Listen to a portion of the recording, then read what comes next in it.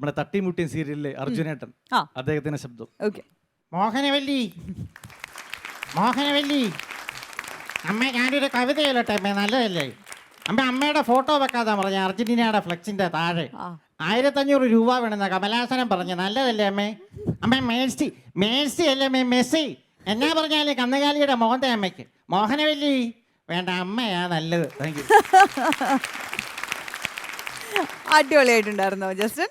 ഇനി അടുത്തത് നമ്മുടെ അമർ അക്ബർ ആന്റണി എന്ന സിനിമയ്ക്കകത്ത് പൃഥ്വിരാജന്റെ അച്ഛനായിട്ട് കരിങ്കാശ് ചേട്ടൻ, അദ്ദേഹം ഒരു ഹോസ്പിറ്റൽ സീൻ ഉണ്ട്. അതൊരു ഒരു ഹിറ്റ് സീനാണ് അല്ലേ? അപ്പൊ പൃഥ്വിരാജ് ഒന്ന് സൈഡിൽ വന്നിരുന്നിട്ട് ചോദിക്കും, എങ്ങനെയുണ്ട് അച്ഛാ നേഴ്സുമാരൊക്കെ? ഇദ്ദേഹം പറയുന്ന മറുപടി,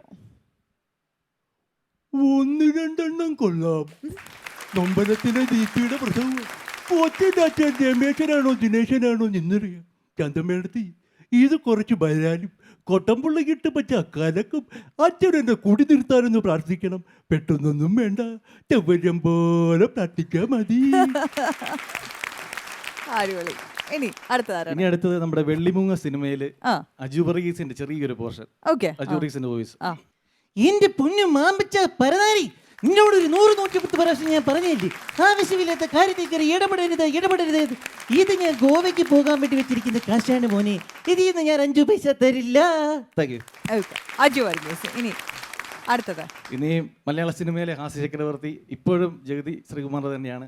അപ്പൊ അദ്ദേഹം പഴയതിലും ഉഷാറായി മലയാള സിനിമയിലേക്ക് തിരിച്ചു വരട്ടെ എന്ന പ്രാർത്ഥനയോടുകൂടി അദ്ദേഹത്തിന്റെ ഓൾഡ് വോയിസ്, പഴയകാലം.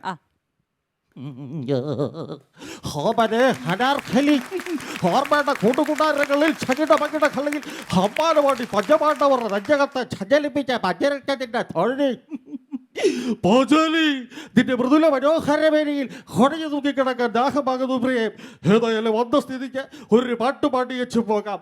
രാമ ശ്രീരാമ തേടി വരുന്നു ഞാൻ, നീ പോകൂ വഴിയെല്ലാം, സീത വരും കൂടെ. നല്ല മൂടല്ലേ?